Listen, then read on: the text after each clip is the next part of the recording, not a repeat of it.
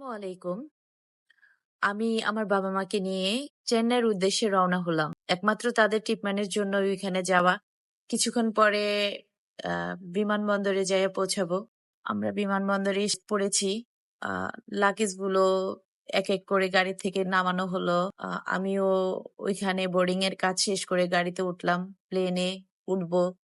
প্লেনে ওঠার জন্য কিছু নিয়ম পালন করতে হয়। বোর্ডিং এর মধ্যে নাম্বার দেওয়া আছে। ওই নাম্বার অনুযায়ী একেকজনে বসলাম। আমিও বসলাম আমার বাবা-মাকে নিয়ে। এখানে আবার অসুস্থ রোগীর জন্য অ্যাম্বুলেন্সের ব্যবস্থাও আছে। অ্যাম্বুলেন্স দিয়ে প্লেনে ওঠানো হয়। সবকিছু মিলিয়ে এখন আমি ভালোই ভাবে প্রিপারেশন নিয়েছি। অনেক কাছে এসে আকাশটাকে দেখে অনেক ভালো লাগলো।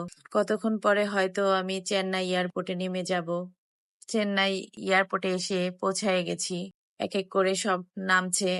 আমার বাবা অসুস্থ, হুইল চেয়ারের ব্যবস্থা করা হয়েছে। সেখানে হুইল চেয়ার দিয়ে বাবাকে নিয়ে যাচ্ছে। আমিও সাথে সাথে যাচ্ছি।